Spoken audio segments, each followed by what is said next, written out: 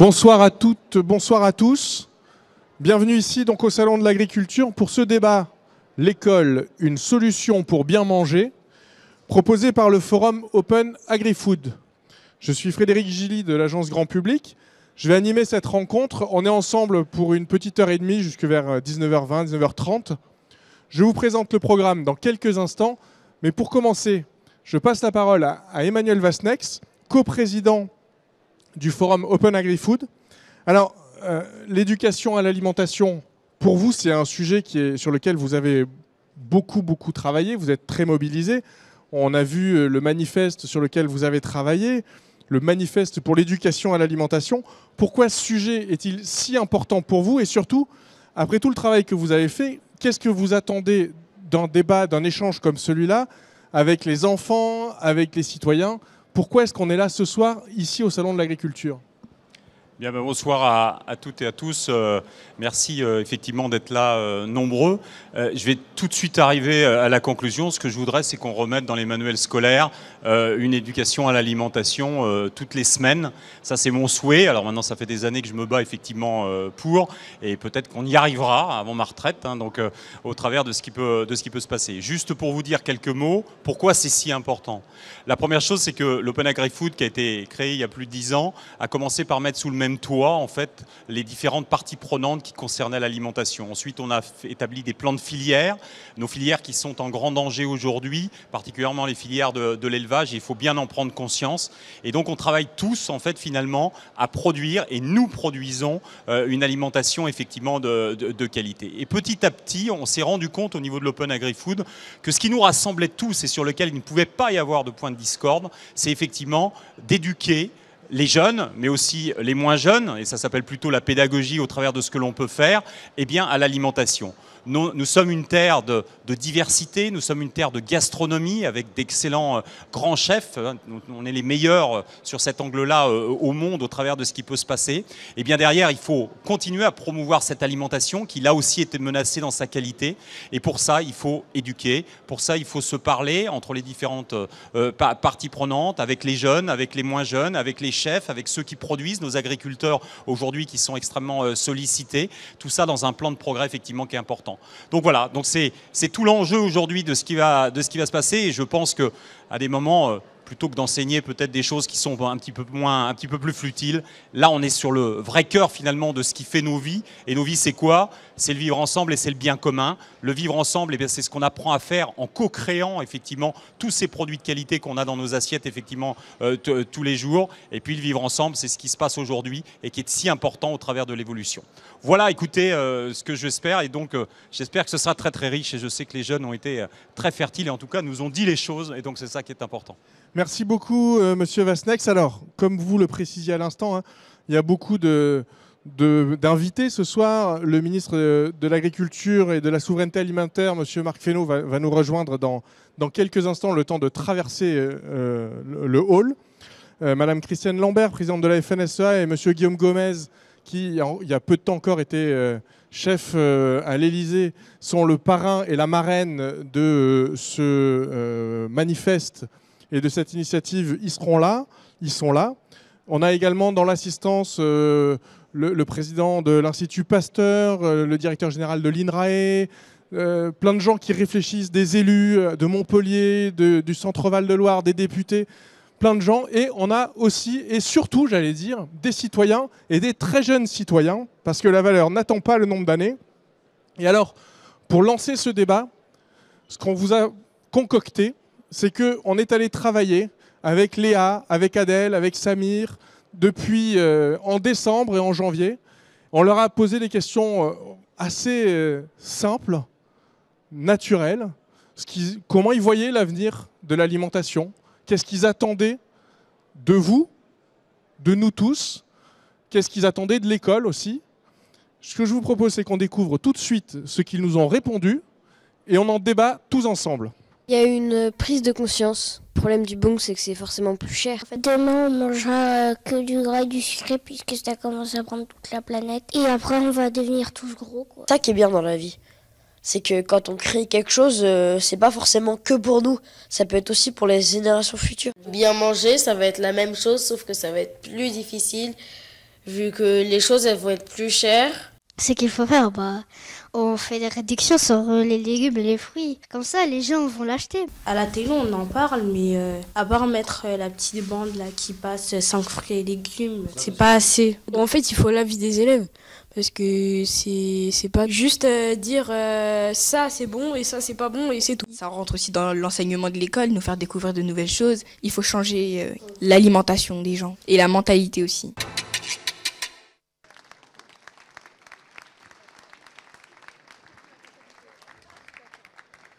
On peut, je crois, effectivement les applaudir. Alors, certains des enfants que vous venez de voir sont à côté de moi. Je vais tendre le micro à Naïl. Est-ce que tu peux te lever, s'il te plaît, Naïl? Alors, on t'a vu à l'instant, là, dans le film, c'est toi qui dis si on continue comme ça, on va tous finir gros, ça va mal se terminer. Alors, il faut juste allumer le micro de Naïl. C'est bon. On va pas vraiment devenir tous gros, mais on va plutôt avoir des problèmes de notre corps, de mauvaises digestions par exemple. Et tu as l'impression que c'est quelque chose qu'on pourrait apprendre à l'école, manger, bien manger?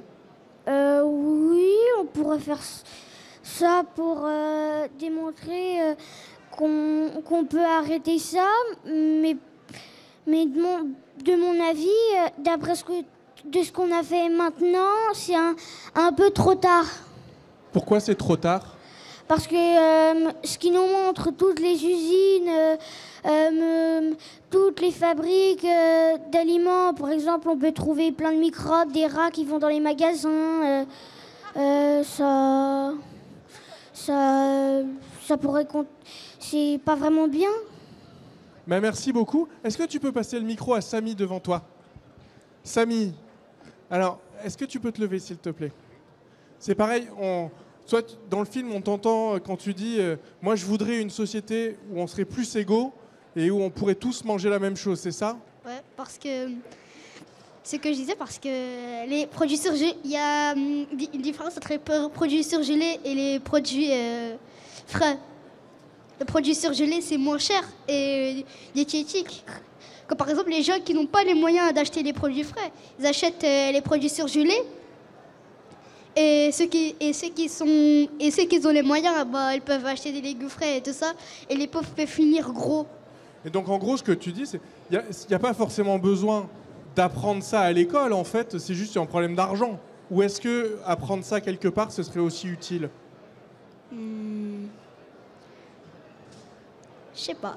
Tu sais pas. Comment ça se passe à l'école en ce moment? À l'école, en ce moment,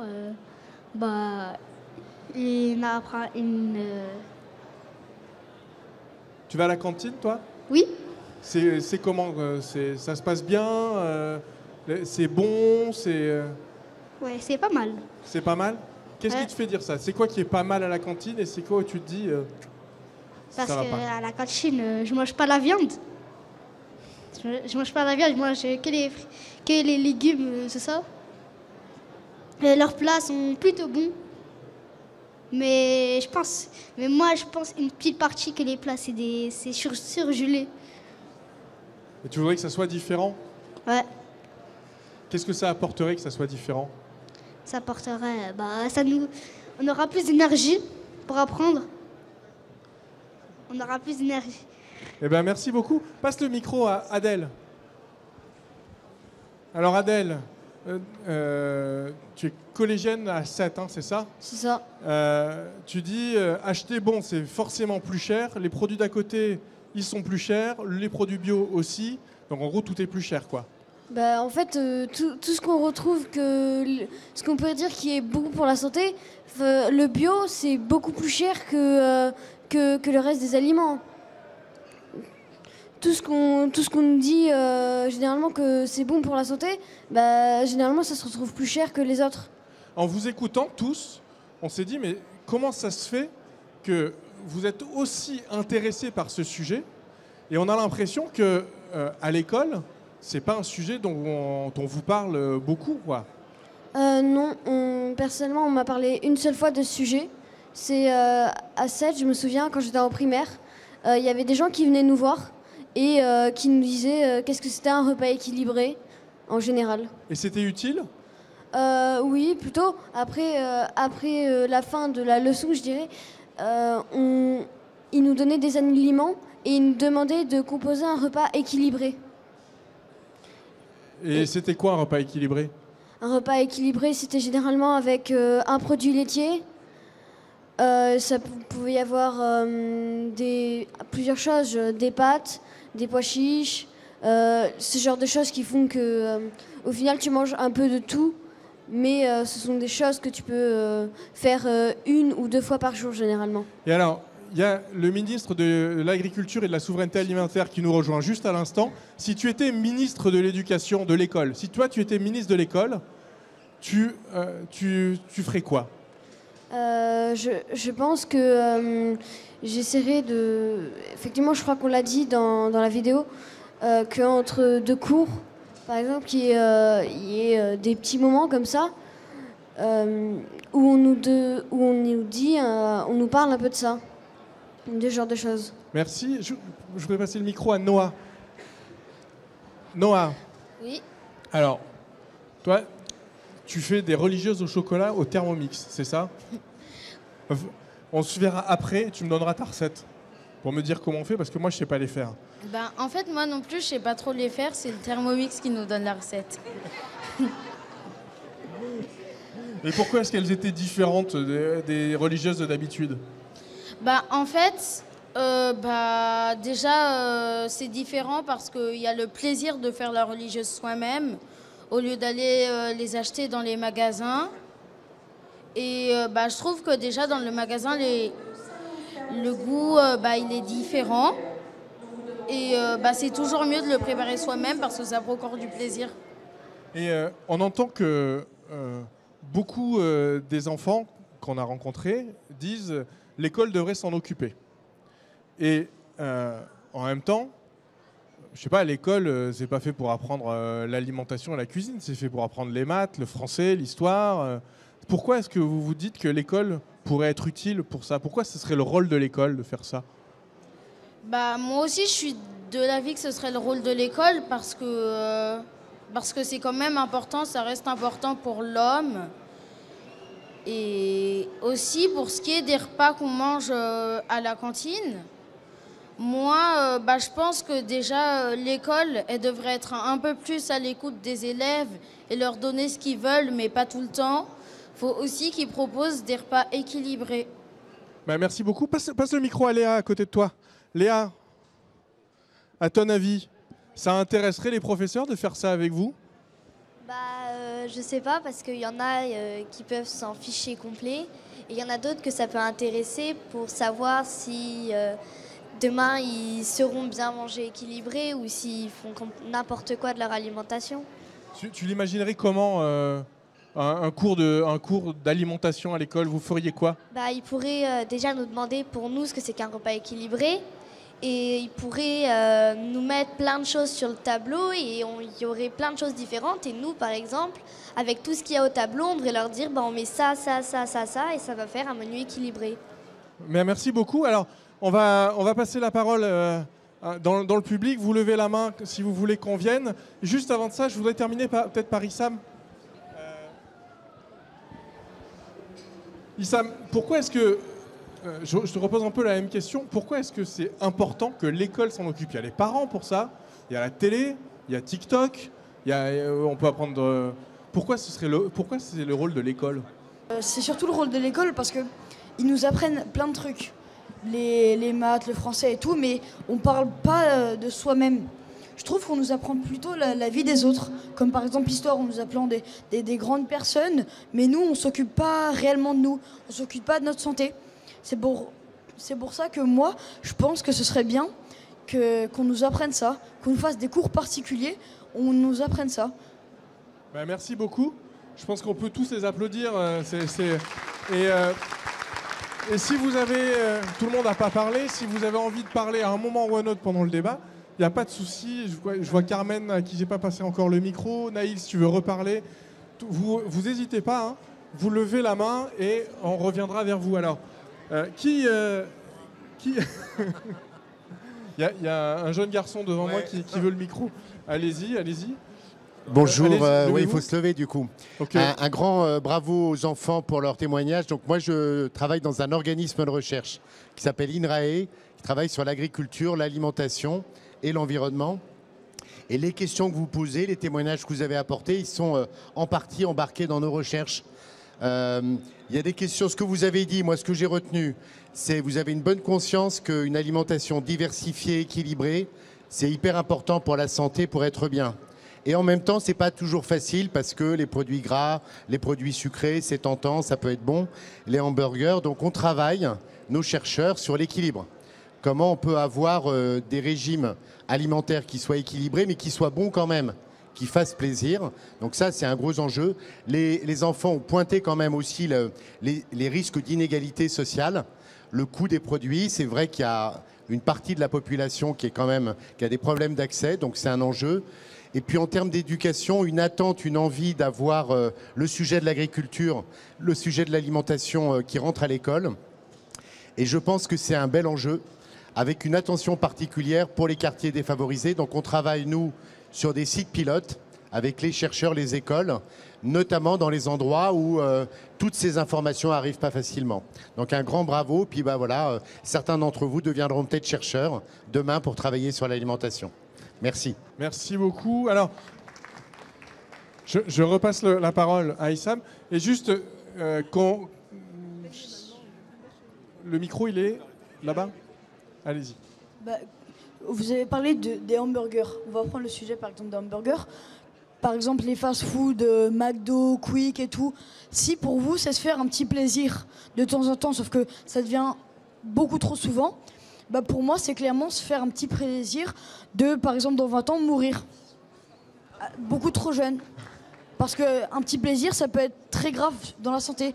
Parce que McDo, franchement, et tout, Quick, Flunch, ça met beaucoup de produits chimiques dans ces repas. Et donc pour moi, ça, c'est vraiment nul d'avoir des clients tous les jours qui viennent se pourrir la vie pour un petit plaisir, comme on dit. Pour moi, c'est nul. Merci beaucoup. Passe le micro derrière. Madame, je crois que... Oui, Miss Alaoutou. Alaoutou. Madame Alaoutou, oui. Vous êtes écrivaine. Votre fille aussi a écrit un livre récemment, je crois. Elle sort un livre de cuisine en mai prochain. Quand vous entendez toutes les réactions là des enfants, les uns aux autres, vous vous dites quoi? Et qu'est-ce que cette question-là a à voir à l'école, l'alimentation? C'est l'éducation alimentaire, c'est très important. Alors, c'est vrai que j'ai sorti un livre de cuisine sur la diversification alimentaire il y a 2 ans. La diversification alimentaire que j'ai faite à ma fille, justement. Et justement, en ouvrant les cuisines du monde, en ouvrant aux épices, en ouvrant aux légumineuses, au gluten, pas de gluten. Et c'est vrai que pour moi, c'était important de commencer les ateliers. Donc j'ai fait des ateliers, on fait des ateliers ensemble à l'école, depuis sa crèche, depuis la grande section de crèche, des tout bébés, pour les amener à justement prendre conscience de la saisonnalité, des légumineuses. Pour moi, c'est plutôt à l'école que ça se passe, étant donné qu'ils sont 8 heures dans une journée, tout de même. Ils sont plus à l'école qu'à la maison. C'est une réalité. Et c'est aussi très important de leur parler de tout ce qu'il y a autour. Nous, on est dans le Perche, on vit dans le Perche, et c'est vrai qu'on a tous les producteurs. Et que je trouve déplorable, en tout cas à la cantine, qu'il y ait beaucoup de produits pas de saison. On peut en parler aussi beaucoup. Elle voulait en parler justement. Allez, lève-toi. Et nous, à la cantine, en fait, on mange des tomates et des concombres en hiver et c'est pas la saison. Alors, ça n'a pas trop de goût. Merci. Alors, je vois... plein de réactions. On revient vers vous tout de suite. Juste, je vois, il y a Mathis Grossnickel au fond à droite, là. Je vous reconnais parce que vous étiez intervenu, je crois, dans un débat en Alsace il y a 1 an et demi. Donc oui, c'est ça. Ça fait plusieurs années. Et donc, quand vous voyez ce que disent les enfants, alors vous n'êtes plus un enfant, Qu'est-ce que ça vous évoque? Est-ce qu'il parle pour vous, les sujets dont il parle, est-ce que c'est des sujets qui vous touchent? Oui, absolument. On est à peu près de la même génération, on n'est pas si éloigné que ça, j'ai que 19 ans. Mais oui, enfin, je me rends compte aussi de la conscience que ma génération a sur de nombreux sujets, que ce soit les sujets de santé, mais aussi les sujets environnementaux. On a entendu plusieurs jeunes parler du coup des impacts de notre alimentation sur la planète. Et justement, je pense que l'école a un vrai rôle à jouer. L'école de la République forme des citoyens aussi. Et c'est pour ça qu'il est nécessaire que les étudiants et que les enfants en général aient accès à une éducation à l'alimentation saine et surtout durable. On sait qu'on est dans une période de crise et qu'on a besoin de nous donner les outils pour pouvoir manger correctement et résoudre ce défi ensemble. Merci beaucoup, madame. Je reviens. Bonsoir. Bonsoir. Je suis directrice d'une association d'éducation à l'alimentation qui s'appelle Au Goût du Jour. On est breton et on fait ça depuis 17 ans. Et effectivement, on voit beaucoup de professeurs qui sont un peu démunis parce qu'ils aimeraient pouvoir aborder ces questions-là, mais ils n'ont pas forcément la possibilité et toutes les connaissances pour le faire. Donc il y a aussi des acteurs comme les associations d'éducation à l'alimentation qui interviennent pour ça. Et je voulais rebondir sur la remarque de tout à l'heure par rapport à l'inadéquation entre ce qu'on peut promouvoir, c'est-à-dire la saisonnalité des fruits et légumes, et parfois ce qui est servi dans les cantines avec des aberrations au niveau de... si on veut être logique jusqu'au bout, c'est l'alimentation saine et durable, et donc il faut intégrer toutes les composantes de l'alimentation. Merci beaucoup. Alors j'ai vu plein d'enfants qui veulent réagir. Peut-être, monsieur, vous vouliez réagir. On vous amène un micro tout de suite.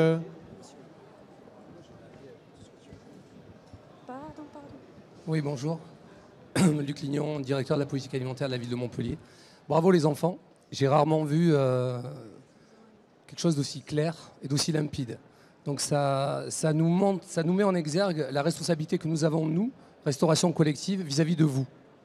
Vis-à-vis des générations futures, mais déjà vis-à-vis de la génération présente. On a trop perdu de génération. Et vous l'avez très bien dit. Mais il n'est pas trop tard. Il n'est pas trop tard. Ce que j'ai noté dans ce que vous avez dit, c'est deux choses. Se reconnecter au vivant, se reconnecter aux produits, à l'aliment. Ça, c'est très important.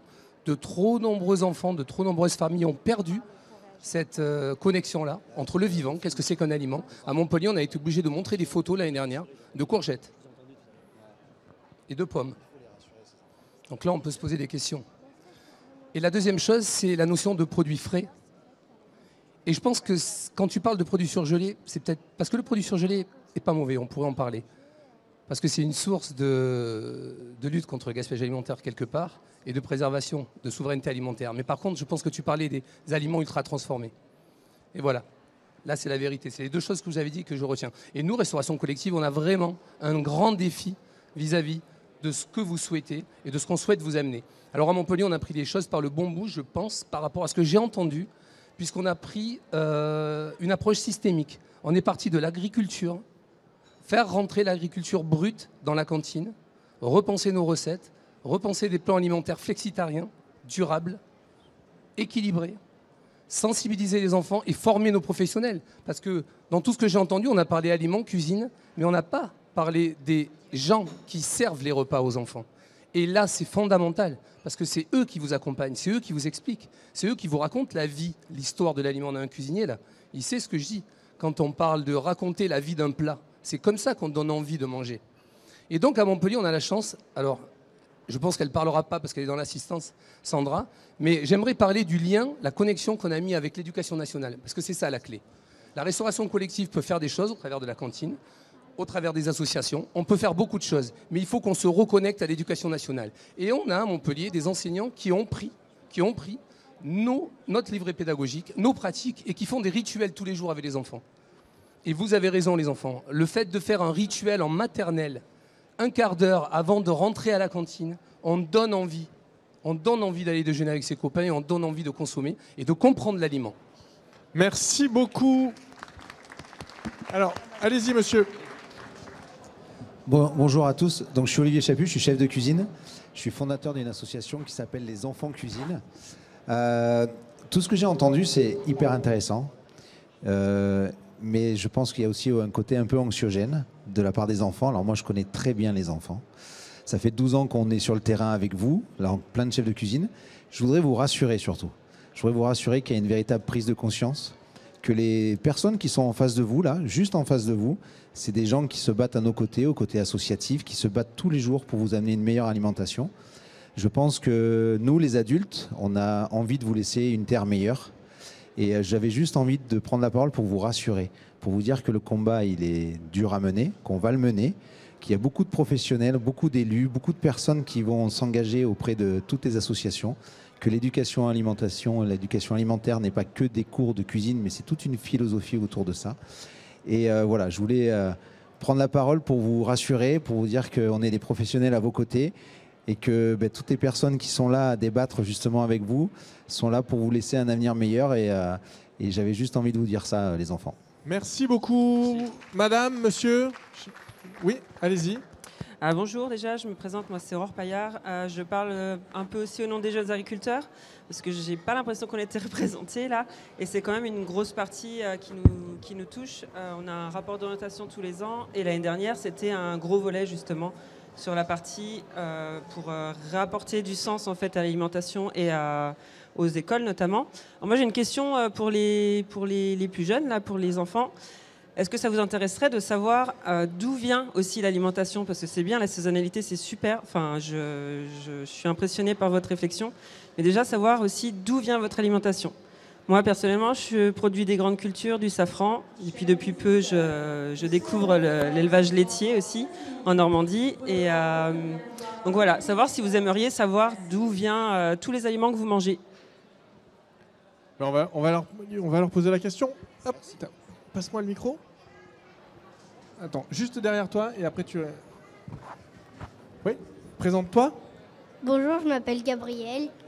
Alors, quand tu manges, est-ce que tu sais à peu près d'où viennent les aliments? Est-ce que ça t'intéresse de savoir d'où viennent les aliments pour répondre à la question qui vient d'être posée? Qu'est-ce qui t'intéresse dans ce que tu manges?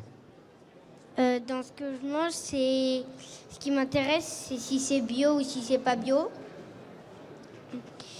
Et souvent, vu que nous, on a trop de gâteaux à la maison, mon petit frère, il vient toujours prendre une chaise pour manger les gâteaux et il a eu une gastro. Et ensuite, il a donné à tout le monde. Donc ensuite, on a fini par arrêter d'acheter des gâteaux et on a pris plus d'aliments bio. Et maintenant, il vient toujours chercher dans le frigo pour prendre du fromage. Allez, passe le micro devant toi. Donc du coup, comme on disait, d'où viennent les aliments, ça peut être intéressant parce que quand tu vas au supermarché, tu vois de quel pays il vient.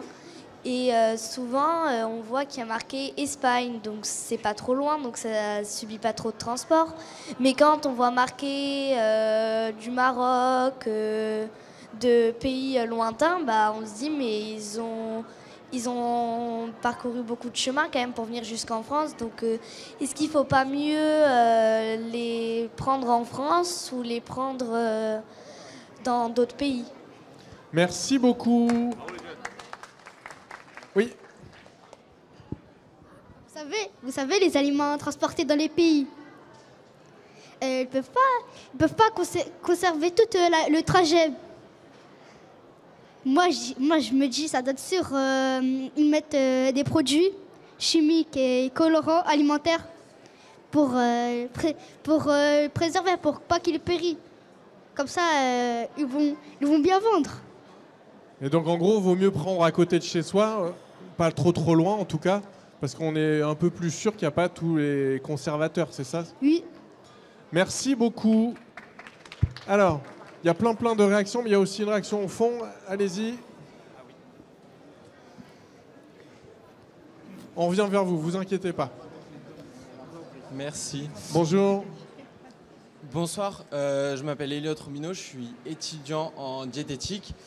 Et en fait, quand je vois tous ces jeunes qui se conscientisent déjà à l'importance que l'alimentation a sur l'ensemble de leur vie, je trouve quand même ça assez rassurant au final. Et pour revenir sur ce qui a été dit un peu plus tôt, sur le fait que les professeurs étaient des fois un peu démunis pour apprendre comment bien manger en fait aux jeunes. Moi, ce que je voudrais dire, c'est qu'il ce travail il peut aussi s'associer du coup avec les diététiciens qui sont formés pour ça, pour aider les gens à bien s'alimenter, à trouver des solutions aussi économiques et autres. Et je pense sincèrement que ce travail devrait se faire en partenariat aussi avec les diététiciens pour qu'il soit d'une très grande qualité. On entend en fait depuis tout à l'heure beaucoup de gens, les associations, la restauration collective, les diététiciens, les agriculteurs, tout le monde a envie de bien faire et de contribuer. On ne comprend pas pourquoi c'est pas déjà fait, quoi. Qu'est-ce qui fait que ça coince? Je pense qu'il faudrait que tout le monde un peu se réunisse autour d'une table et qu'on essaye de construire tous ensemble un projet où on trouve des solutions pour soit mettre en lien les professeurs directement avec des diététiciens ou autres, avec tous les acteurs de l'agriculture, pour pouvoir faire des interventions régulièrement dans les écoles, pour justement apprendre aux jeunes générations à bien manger, manger local, et faire attention aussi par la même occasion à la planète. Merci beaucoup. Christiane Lambert, vous êtes marraine du manifeste pour l'éducation alimentaire. Qu'est-ce que ces échanges-là, les premiers témoignages qu'on a, les premières réactions, qu'est-ce que ça vous inspire? Est-ce que vous avez l'impression qu'on parle des bons sujets ce soir ou est-ce qu'il manque des questions? Je viens vers vous, sinon je tourne le dos.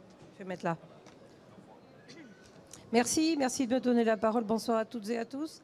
Bon, il manque pas d'énergie ces petits là. Je ne sais pas s'ils mangent tous des gâteaux dans le placard ou du fromage dans le frigo, mais c'était sympa et touchant de vous écouter. Alors, ils sont avides de savoir. Déjà, ça, c'est extrêmement important. Ils ont envie d'apprendre et rien de tel que le geste pour apprendre. Ils se posent un certain nombre de questions. Pour moi, c'est très intéressant que vous puissiez dire, on l'a vu dans le reportage, qu'un agriculteur, c'est quelqu'un qui est plus important qu'un footballeur. Tant pis pour Mbappé. Mais les agriculteurs font un métier pour produire pour d'autres, a dit, alors je ne sais plus lequel d'entre vous, pardon. Beaucoup ont parlé aussi de l'origine des produits. Voulez-vous savoir? Oui, je veux savoir. Ensuite, vous êtes aussi attaché, ça a été dit plusieurs fois, à l'équilibre alimentaire. Ça veut dire que le dialogue que vous avez eu pour préparer, certainement, a insisté sur ce sujet-là. Manger de tout un peu, mais trop de rien. Enfin, avoir une approche équilibrée. Il y a par contre, on le sent quand même, un certain nombre de peurs chez certains d'entre eux. Voilà, les rats, les souris, les microbes, il ne faut pas exagérer quand même, quoi. Il y a ici des industriels de l'alimentation, ça n'arrive pas tous les matins quand même. Et aussi la notion de surgelé frais et de ultra préparé. Vous avez raison, le surgelé c'est bon, c'est super pratique quand tu as une maman en plus, parce qu'il y a des fois quand tu n'as pas le temps de faire les courses, c'est pas mal d'avoir de bons trucs au congélateur et ça peut être nickel chrome pour éviter aussi de gaspiller. Moi je congèle les framboises de mon jardin, je peux te dire que quand on les sort avec du fromage blanc l'hiver, c'est fabuleux. Donc la congélation c'est pas mal non plus.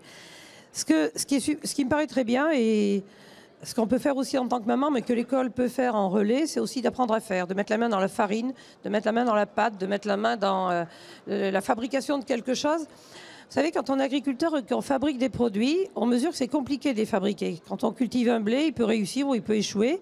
S'il y a un orage de grêle, il peut tout casser. Quand on élève des animaux, s'ils tombent malades, il peut mourir. Et donc, c'est fragile l'alimentation. D'ailleurs, quand vos parents doivent vous dire « fais attention, gaspille pas, prends que ce que tu peux manger, jette pas le lait, etc. etc. » La fragilité et le côté précieux de l'alimentation, je pense qu'au travers de ce que vous avez dit et l'attachement que vous avez, c'est bien. Alors, j'ai ri quand j'ai entendu l'un de vous dire on nous apprend trop l'histoire, la géographie, tout ça, des trucs qui nous servent à rien. Il vaudrait mieux nous apprendre à faire des crêpes ou à faire, je ne sais pas quoi, de la cuisine. Je crois que c'est toi qui l'as dit. Alors moi, je vais te faire une confidence. J'ai tout appris de l'histoire et de la géographie de Vercingétorix, Clovis, Louis XIV, XV, XVI, etc., etc. Mais à l'école, j'ai aussi appris à faire une forêt noire, de la sauce béchamel et un certain nombre de choses comme ça. J'ai tout retenu de la forêt noire et de la béchamel. Clovis, Vercingétorix, les dates de naissance et tout, j'ai tout oublié. Et je me sers moi aussi plus souvent de mes recettes de cuisine apprises à l'école. Alors j'avais la chance d'être, ça va vous faire rire, pourquoi ça? J'étais dans une école d'agriculture quand j'étais en seconde et il restait quelques cours, des ancêtres des cours ménagers. Merci madame. Il restait quelques ancêtres des cours ménagers, ça faisait rigoler. Alors c'était très genré, hein. Les garçons allaient apprendre le machinisme et les filles allaient apprendre à faire la cuisine. Mais qu'est-ce qu'on a rigolé à faire la cuisine. Et après, ils ont quand même pris quelques garçons dans les cours de cuisine. Là, on a bien rigolé aussi. Mais faire ensemble. Et nous, les agriculteurs, souvent, on organise des événements comme ça, où on propose aux enfants de venir, de faire des gâteaux, des crêpes, des petits pains, de les mettre à cuire et d'attendre pour les ramener chez eux. On a à cœur de vous apprendre ces choses-là, de vous faire partager. En tant que maman, je l'ai fait souvent avec mes enfants. Aujourd'hui, ils cuisinent tous les 3 et c'est un grand bonheur. Donc, si les instituts peuvent prendre le relais chaque fois qu'elles le peuvent, c'est super. Mais nous, ce qu'on préconise avec notre manifeste, c'est qu'il y ait un moment dédié, spécifique, où on puisse justement, avec des personnes qui savent, soit des grands cuisiniers ou des moins grands, qui vous apprennent un petit peu ce plaisir-là de cuisiner. Parce que derrière cuisiner, il y a le plaisir de faire et puis de consommer et de partager. Merci beaucoup. Alors, je ne sais pas si Guillaume Gomez a fait les cours de cuisine après. Après. Longtemps après. Merci. Écoutez, alors la marraine a pris un peu du temps de parole du parrain. Non, je rigole, cher Christiane. C'est toujours avec plaisir. Moi, juste vous adresser quelques mots. Déjà, vous dire la fierté qui est la mienne de parrainer cette initiative. Merci les enfants. Votre discours, il a tout simplement été plein de bon sens. Et on en a besoin. On a besoin de votre bon sens pour ramener un petit peu tout ça dans le débat. Merci à l'Open Agri-Food du travail qui est fait depuis de nombreuses années. Puisque, je vais vous dire, les enfants, aujourd'hui, vous pouvez avoir de l'espoir. Parce qu'on voit que les choses changent. Ce petit dispositif d'avoir un ministre de la République, d'avoir des gens aussi importants que vous avez au premier, au deuxième, au troisième, au cinquième rang et dans l'Assemblée, ça n'aurait pas été possible il y a quelques années. Parce que vous savez, cette éducation à l'alimentation, il y a longtemps qu'on la demande. Stéphane, ça a été un de nos combats il y a déjà presque une dizaine d'années. Il y a longtemps qu'on la demande, personne ne nous écoutait. C'était pas audible pour les gens, c'était pas le cœur du sujet. Depuis quelques années, malheureusement, depuis un an notamment, on redécouvre la souveraineté alimentaire. Monsieur le ministre, vous êtes ministre de l'alimentation, de l'agriculture et de la souveraineté alimentaire. Alors que depuis qu'on est sorti des grottes, on vous l'apprendra en histoire. Après respirer, il a fallu manger. Donc c'était tout simplement du bon sens. Et c'est vrai que si nous, on milite pour avoir une éducation à l'alimentation, c'est pas pour en faire des chefs de cuisine, c'est tout simplement pour en faire des meilleurs consommateurs, des meilleurs citoyens et qu'on puisse vivre ensemble. Et rien de tel que de partager un petit déjeuner, une table, un morceau de quelque chose pour pouvoir vivre ensemble. Donc moi, bravo. On sait aussi, alors bon, on va pas rappeler un petit peu des choses qui peuvent être un petit peu anxiogènes, mais on a les chiffres grâce à l'Open Agri-Food qui a fait un travail énorme pour mesurer tout ça. On sait que la mauvaise alimentation en 2020 a coûté à la sécurité sociale 40 milliards d'euros. 100 milliards en 2030 si on ne change rien. Donc quand on vient nous expliquer que bien manger ça coûte cher, quand on vient nous expliquer que bien manger en fonction des prix de la cantine ce n'est pas possible, on sait qu'on a des leviers aujourd'hui pour pouvoir agir.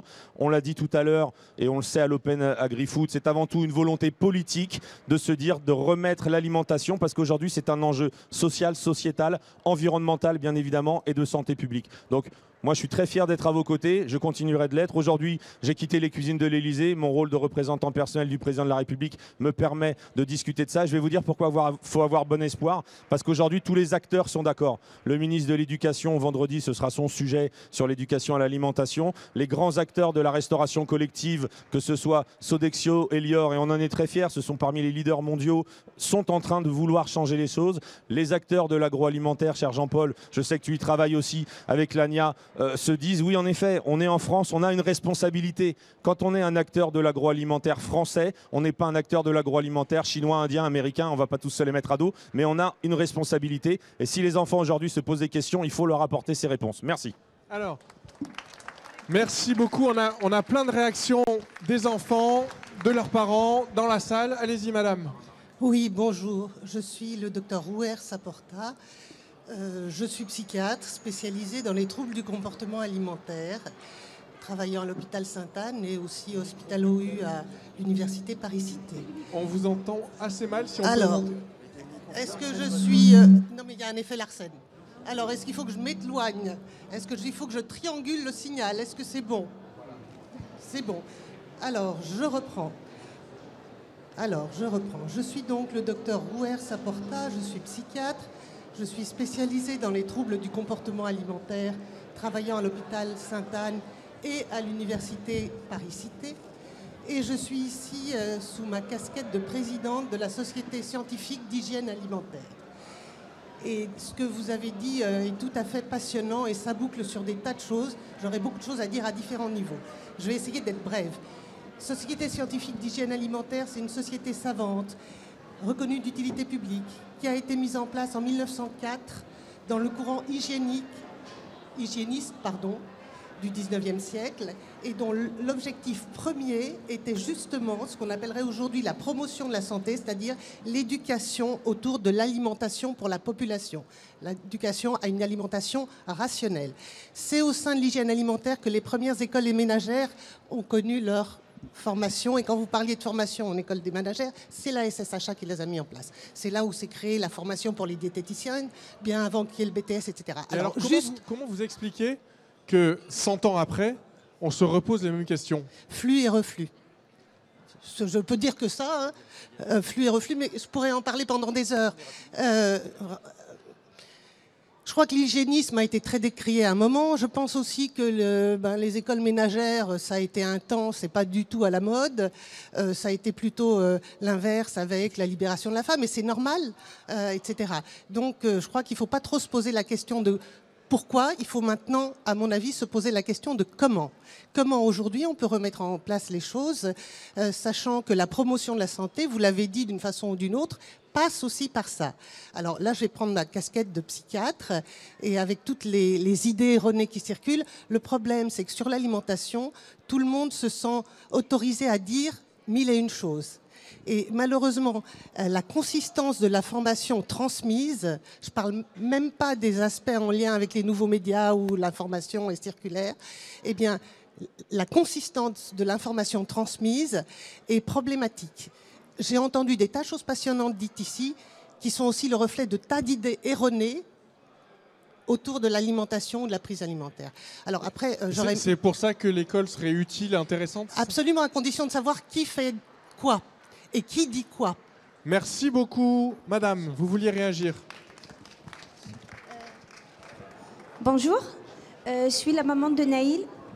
Bonjour, je suis la maman de Naïl et je merci pour le débat. Merci pour nous avoir offert ce moment-là. Alors j'ai noté, de mon point de vue, il faut se connecter avec la Terre et sensibiliser la nouvelle génération à travers une collaboration citoyenne et à un effort pour rendre les choses plus accessibles à travers un bouclier tarifaire pour pouvoir et permettre aux gens de mieux manger. Alors une collaboration entre les deux ministères, le ministre de l'Éducation nationale et le ministre de l'Agriculture, pour faciliter...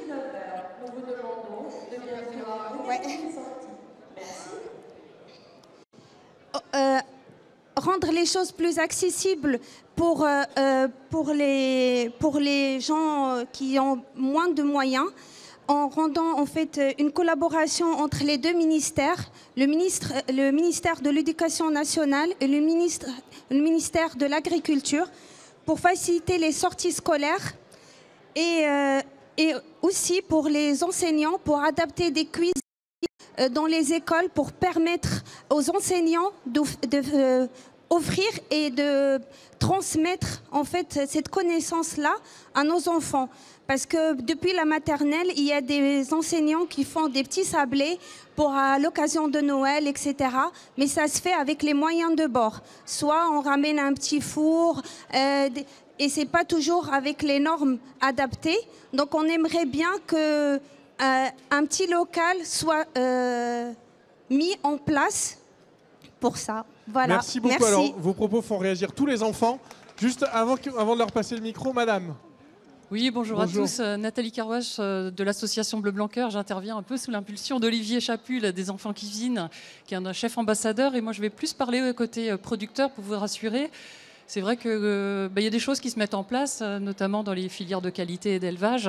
Et j'avais envie de souligner que voilà, on travaille au niveau de la restauration collective avec les différents acteurs. Nous, notre credo, c'est de prendre soin de la terre pour mieux nourrir les animaux, pour mieux nourrir les hommes. Donc il y a des choses qui se font. Ce qui a été dit tout à l'heure, c'était aussi qu'il faut qu'on arrive à décloisonner la pédagogie dans les écoles. Ce que vous avez dit, Madame Lambert, la cuisine. C'est vrai qu'on fait des maths, on fait de la découverte du métier de l'agriculture.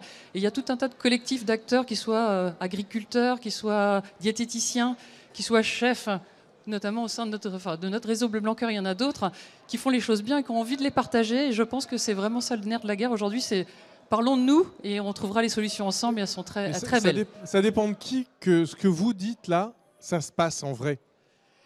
Eh ben, il faut qu'on trouve de quoi recréer le dialogue, qu'on puisse informer les écoles, que les éleveurs puissent recevoir des groupes d'étudiants dans les écoles, qu'on puisse refaire de la cuisine, qu'on puisse découvrir quel est le métier des producteurs, parce qu'il y a beaucoup d'idées reçues dans nos métiers. Et aujourd'hui, je pense qu'on a besoin de recréer le dialogue. Alors ça dépend de qui? Ça dépend peut-être juste de la bonne volonté des uns et des autres. Merci beaucoup. Alors, il y a un monsieur qui veut intervenir au fond, et Carmen, qui n'a pas encore parlé, avait demandé la parole tout à l'heure. Bonjour. Oui. J'ai une question, du coup. Pensez-vous que dans le futur... Merci. Pensez-vous que dans le futur, les serres biologiques pourraient remplacer les espaces naturels pour produire tout ce que nous consumons? Alors, une question très directe. Pensez-vous que dans le futur, les serres biologiques pourront remplacer les espaces naturels pour fournir tout ce qu'on consomme? Alors, je vais revenir vers les enfants, mais avant, il y a 2-3 personnes qui voulaient prendre la parole. Oui. Guylaine Morvan-Dubois, donc je suis de la FCPE, la Fédération de parents d'élèves des écoles publiques. Donc l'alimentation, c'est extrêmement important pour les enfants, pour plusieurs choses, non seulement pour, comme ils l'ont très bien dit, et je pense très bien intégré, être en forme, être en bonne santé, mais je pense que l'aspect aussi plaisir doit être important. Pour l'aspect plaisir, en tant que parents d'élèves, on est souvent aussi effarés des conditions d'accueil, des locaux dans lesquels se passent les repas scolaires. Donc c'est quelque chose qui doit aussi être... il doit y avoir une éducation globale au temps du repas, non seulement à l'aliment, d'où viennent les aliments, mais aussi au respect du temps du repas, au fait que c'est un endroit où on se parle, où on s'écoute, et que voilà, l'éducation à l'alimentation, c'est quelque chose d'important. Je voudrais redire aussi que pour beaucoup d'enfants, ce temps de repas est d'autant plus fondamental que c'est le seul repas qu'ils vont passer en dialogue avec d'autres personnes. Souvent, il y a des enfants qui mangent seuls et qui n'ont plus l'occasion de manger en famille, en repas. Donc c'est vraiment fondamental de garder ce temps de cantine, de le généraliser peut-être, et d'en faire vraiment un temps de plaisir et de repos aussi par rapport au bruit en particulier. Merci beaucoup. Alors, on s'approche de la fin. Je vois monsieur et il y a les enfants qui veulent dire un mot. On ne va pas pouvoir tous vous faire parler, mais pendant que le micro arrive à monsieur... tu as parlé 2 fois. Comme tout à l'heure l'a dit la marraine, en fait, j'ai pas réellement dit que les cours, ça servait à rien. Mais ça peut être efficace, mais pas énormément. Et j'ai une question pour le ministre. Est-ce que vous allez faire quelque chose contre... comment dire? Des fois, il y a des personnes qui sont irrespectueuses envers les agriculteurs. Il n'y a pas longtemps, j'ai vu un reportage où il disait que plus de 20% des agriculteurs en France se font voler leur essence de tracteur ou de moissonneuse-batteuse quasiment tout le temps. Et du coup, ils sont obligés d'en racheter. Sauf qu'au final, ils n'en peuvent plus. Et est-ce que vous allez faire quelque chose contre ça? Est-ce que vous pourriez passer le micro derrière à Aden?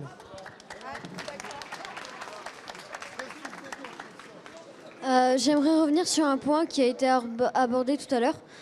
Sur le fait des fast-foods. En fait, je pense effectivement que c'est pas bien d'en manger tous les jours, mais je pense que ça fait pas non plus vraiment beaucoup de mal à notre corps d'en manger une fois de temps en temps. Et puis les supprimer serait mettre des millions d'employés à la rue en fait. Donc personnellement, je me vois mal tous les supprimer et mettre des millions d'employés à la rue et sans travail. Merci beaucoup. Alors, 3 dernières interventions et je passerai la parole à Monsieur le ministre Marc Fesneau et à Philippe Noyau pour la conclusion de ce débat. Allez-y, madame. Bonjour. Vous m'entendez? Marie-Pierre Mambrive de l'Association de l'alimentation durable, porteuse d'un projet qui s'appelle Cantine Révolution pour des cantines de rêve où tous les enfants se régalent. Je vous ai entendu, les enfants, vous nous avez Parler de ce qui se passait à la maison, on se rend compte que dans vos familles, on ne mange pas la même chose, qu'on n'a pas la même vision de l'alimentation. Et nous, avec l'association de l'alimentation durable, on soutient depuis les débuts ce manifeste pour l'éducation à l'alimentation. Ça nous paraît essentiel que l'école vienne jouer un rôle pour justement partager les bases d'une culture alimentaire qui serait la même pour tous et partagée en fonction de vous, ce que vous allez y apporter aussi. Et ce qu'on se dit, c'est que la cantine, elle a un rôle central à jouer. Vous en parliez très bien sur l'accessibilité à des repas équilibrés. Il y en a une d'entre vous qui a dit qu'à la cantine, on nous apprenait que c'était important de manger des légumes. On entend aussi certains enfants qui nous disent que les légumes, c'est pas bon. Nous, ce qu'on sait, c'est que dans des cantines, on arrive à faire aimer les légumes aux enfants. Et ce qu'on va faire, c'est qu'on va interroger des milliers de familles, d'enfants et de parents partout en France pour savoir ce qu'ils pensent de la cantine, pour qu'on puisse voir ce que font de formidable toutes ces cantines, qu'elles soient gérées par les mairies, par des sociétés de restauration, que ce soit cuisinées sur place ou autres, pour mettre en valeur tout le formidable travail que font les employés de la restauration scolaire. Et on compte sur vous, les enfants, pour aller remplir ce questionnaire qu'on va lancer dans quelques mois en ligne. Ça nous paraît super important de savoir ce que vous en pensez et de faire l'écho de tout ce programme d'éducation à l'alimentation. Donc merci de vous exprimer, de nous donner cette chance de savoir ce que vous attendez, ce que vous pensez. Merci beaucoup. Le micro passe à votre... Là, allez-y. Et puis monsieur, et après, allez-y madame. Oui, oui, bonjour. Donc Edwige Laure de l'association Vox Populi. Moi, je veux juste faire un témoignage. On a vécu une belle expérience là. C'est la première fois que je fais le salon d'agriculture avec des jeunes qu'on accompagne issus des quartiers. Et grâce à une hybridation, comme on dit, ou un partenariat qu'on a fait avec Food et les agriculteurs ont du cœur, on a pu permettre à des jeunes d'animer des ateliers la semaine dernière sur différents aliments et de pouvoir aussi éduquer des jeunes issus des villes. Et en fait, c'est de montrer que si tout le monde se met autour de la table et qu'on part du même principe que de toute façon, une alimentation saine dès l'enfance, l'éducation, c'est bon pour nous, pour l'avenir, pour l'environnement, on va y arriver, quoi. Donc, mais je pense qu'on est dans le bon chemin. Voilà. Merci beaucoup, monsieur. Allez-y, monsieur. Bonjour, Loïc Guine, donc moi je suis producteur de lait en Ille-et-Vilaine. Je suis également président de la Chambre d'agriculture d'Ille-et-Vilaine et en ce moment président de l'agence bio. Mais je voudrais intervenir sur un débat général qui porte sur toutes les agricultures et le lien avec l'alimentation. C'est l'équilibre, parce que j'ai eu des débats aujourd'hui avec des élus politiques, des chefs cuisiniers, et on voit bien qu'on a un débat en ce moment, un débat négatif par rapport à l'élevage. Et moi je dis que sur l'équilibre alimentaire, entre les protéines animales et les protéines végétales, il faut qu'on trouve un équilibre, parce que ce même équilibre que l'on va arriver à construire et à disposer dans notre assiette permettra un bon équilibre agronomique, parce que pour avoir de la production, il faut nourrir le sol. Et une des façons de le nourrir de façon naturelle, ce sont les engrais organiques, c'est-à-dire les fumiers et les lisiers. Donc ayons cet équilibre et gardons-le surtout, et arrêtons ce message négatif comme quoi la viande, et notamment les ruminants, seraient responsables du réchauffement climatique. Moi qui suis producteur de lait, certes, mes vaches ruminent et envoient des gaz peut-être nocifs, mais en même temps, en parallèle, je stocke du carbone dans mes prairies. Merci monsieur. Monsieur, madame, allez-y. Bonsoir, Adrien, je travaille dans l'éducation alimentaire justement, et j'avais 2 questions, mais je serai bref. La première, c'est plus pour l'ensemble justement des acteurs qui sont ici, des enfants. On parle d'éducation alimentaire, mais qu'est-ce qu'on veut mettre dedans en tant que récit collectif, qu'histoire de société? Est-ce qu'on parle de cuisine, d'agriculture, de concepts comme la localité, manger peut-être moins de viande mais de la meilleure? Ça, c'est une question, je pense, qu'il est intéressant qu'on se pose tous. Et comment est-ce que du coup on répond à ça pour mieux cadrer, mieux définir ce qu'est l'éducation alimentaire? Et la deuxième question qui me paraît aussi découler logiquement de celle-ci, c'est comment est-ce qu'on fait pour que derrière l'offre, que ce soit au niveau de la restauration collective, mais aussi de la distribution, puisse correspondre aux enseignements qui sont inculqués à travers cette éducation alimentaire? Merci beaucoup. Passez le micro derrière vous à Florence Duprat, directrice générale de l'Open Agri-Food, pendant que le ministre vient me rejoindre. Bonsoir. Juste pour vous dire qu'il y a un manifeste qui a été écrit pour réclamer l'inscription de l'éducation à l'alimentation dans les programmes scolaires sur 4 axes. apprendre aux enfants comment sont cultivés les produits qui viennent dans leurs assiettes, apprendre aux enfants comment les cuisiner, ensuite leur apprendre à goûter, à se constituer un palais, et enfin apprendre à équilibrer leur assiette. Ce manifeste, il est sur le site de l'Open Agri-Food, et si vous avez aimé ce débat, merci de le signer pour qu'on soit encore plus nombreux à pouvoir le réclamer acquis de droit. Alors, Marc Fesneau, j'ai vu que vous étiez très attentif, vous n'avez pas arrêté de prendre des notes pendant tout le débat. On a compris également que c'était un sujet compliqué qui incluait énormément d'acteurs. Vous êtes ministre de l'Agriculture et de la Souveraineté alimentaire. On a parlé du ministre de l'Éducation nationale, on a parlé de la santé. Comment vous allez faire quand vous allez arriver au Conseil des ministres la semaine prochaine? Comment vous allez faire pour convaincre tous vos collègues au gouvernement que ce qui s'est dit là, c'est important? Qu'est-ce que vous retenez de ce soir? Plein de choses ont été dites à la fois par les enfants puis par les autres intervenants de ces sujets de l'alimentation. Je ne sais plus qui disait, quand on vous écoute tous, on voit bien à quel point c'est compliqué d'ailleurs de prendre des décisions parce qu'on demande des choses et parfois à l'inverse de ce qu'on demande. Et c'est le rôle des responsables politiques. Tu disais, qu'est-ce que vous comptez faire au gouvernement pour tel ou tel sujet? C'est vrai que c'est notre responsabilité d'essayer de répondre à ces injonctions, comme on dit, qui sont parfois un peu contradictoires. C'est qu'on demande quelque chose et quelque chose d'autre. Alors, 2 ou 3 éléments de réflexion de ce que j'ai entendu. D'abord, l'éducation à l'alimentation. L'éducation à l'alimentation, c'est l'éducation à ce qui est, pour moi, d'abord, et je finirai par ce qui est aussi essentiel, mais c'est l'éducation à la bonne alimentation, c'est l'éducation à la diversité de l'alimentation, c'est l'éducation à la variété des produits. On disait ça avec Philippe Noyau, donc qu'il me pardonne de lui piquer son idée, mais dans une semaine, si je sais à peu près compter, il y a 7 jours, et sur 7 jours, il y a 2 moments de repas. Donc il y a 14 repas. Sur ces 14 repas, hors petit déjeuner, on peut rajouter les petits déjeuners, ça nous en fait 21. Il y a 4 repas qui seront en restauration scolaire. Et donc au fond, c'est ce qu'il faut qu'on fasse. Oui, ça peut faire 5. On peut en faire...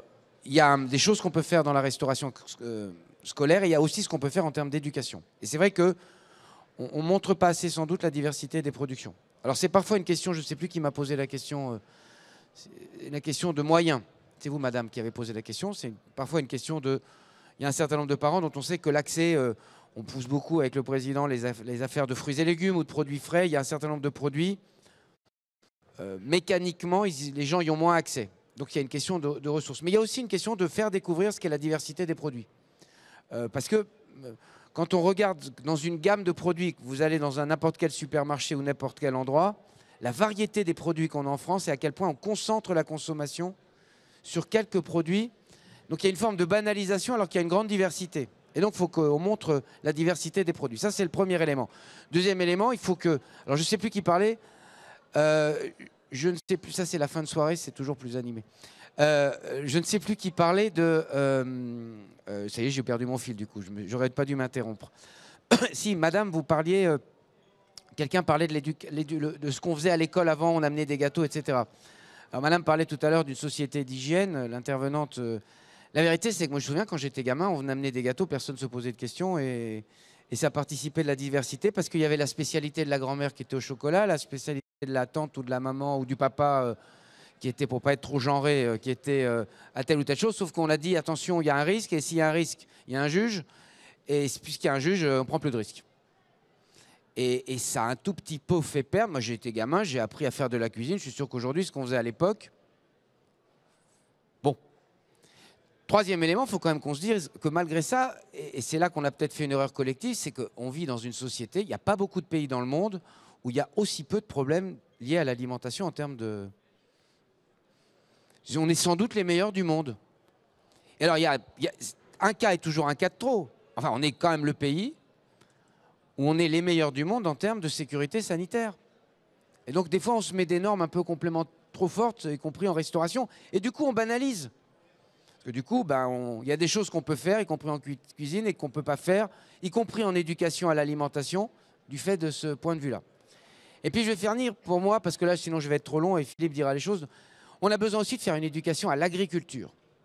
Parce que l'alimentation, c'est un produit, et comme c'est un produit, il faut qu'on explique comment c'est produit. Ça vous permet, ce que certains ont dit, c'est toi qui as dit que parfois on embêtait les agriculteurs, ça permet de comprendre en quoi c'est difficile, en quoi c'est quand même produire, c'est un petit miracle tous les jours.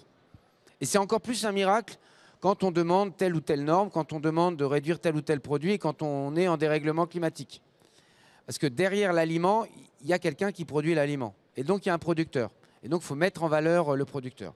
Et puis le dernier élément vraiment, c'est la représentante de la FCPE qui l'a très bien dit, je trouve. Il y a un truc qui est important dans l'alimentation, c'est le partage et le plaisir. Il n'y a pas d'alimentation si ce n'est pas un moment de partage, de découverte y compris de l'autre d'ailleurs. C'est un moment de plaisir et de convivialité.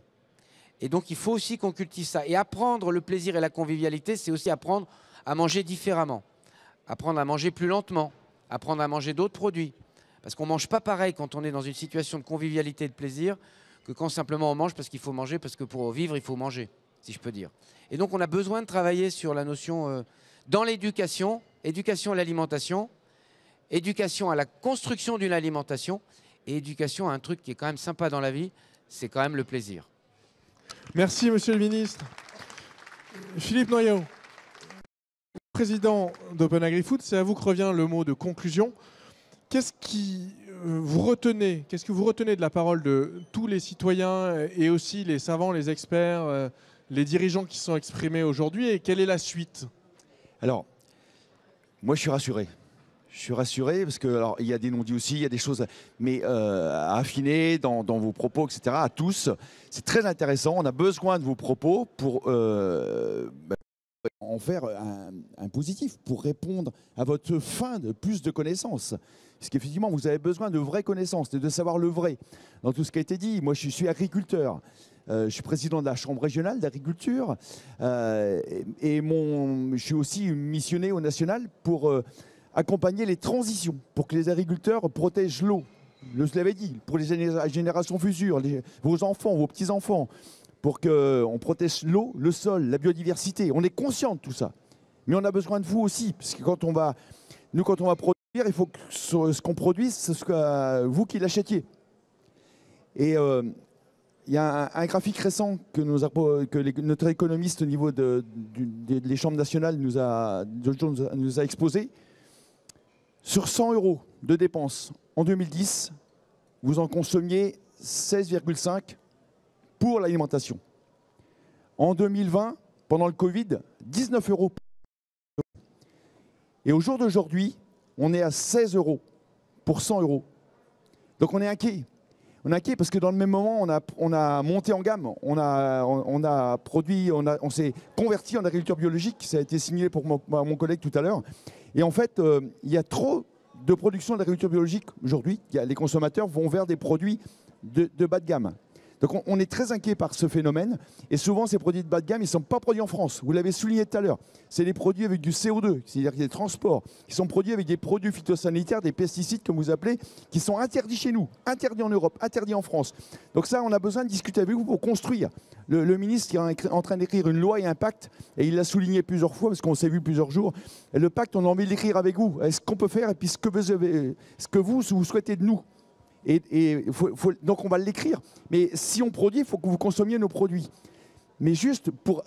parce que sur les 16 €, il y en a 4. Il n'y en a que 4 en produits bruts sur les 16. Alors on a besoin de produits transformés.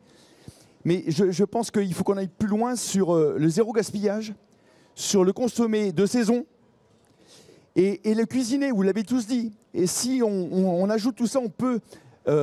acheter des produits de base qui sont de bonne qualité et ne pas dépenser plus. Et ce qui nous inquiète, c'est que le produit alimentaire, j'insiste, mais le produit alimentaire est la variable d'ajustement. C'est-à-dire que vous avez d'autres sentiments. Il y a l'énergie qui a fait du mal à vos porte-monnaies. Il y a mais aussi la vie, parce que vous voulez aussi aller au cinéma, c'est normal, avoir un portable, payer. Et en fait, ce qui nous inquiète, c'est que le bout du bout, c'est l'alimentation. Et quand on sort son porte-monnaie qu'il ne reste que 10 €, on met les 0 dans l'alimentation. Donc ça, on a besoin de discuter avec vous pour essayer ensemble, on avance, et pour que nos produits soient achetés par vous. Parce que, je vous dis, on est très motivés, même si de beaucoup de mots, mais on protège l'eau, on fait attention à ce qu'on fait. Il y a bien pire ailleurs. Ça a été cité l'Espagne tout à l'heure. Hein. L'Espagne, c'est 45% de l'eau de surface qui est stockée. En France, on est à 3%. On est à 3%. 3% de l'eau stockée, ça n'a rien à voir. Et on achète cette eau. Parce qu'en fait, quand on achète les légumes qui viennent d'Espagne, ils sont chargés d'eau. C'est l'eau qui est mal gérée ailleurs. Donc, et ça, dans d'autres pays du monde. Donc ça, on a besoin de discuter avec vous. Alors, je ne vais pas trop raconter ma vie, mais c'est quand même, je suis passionné. Je suis passionné parce qu'ensemble, vous avez vu toutes ces organisations-là. Et il y a toute la chaîne. Il y a les producteurs, il y a les transformateurs, il y a les distributeurs. Ils sont tous là pour vous apporter un service. Ils sont tous convaincus qu'ensemble, on va construire une belle image et une belle histoire ensemble. Voilà. Merci beaucoup.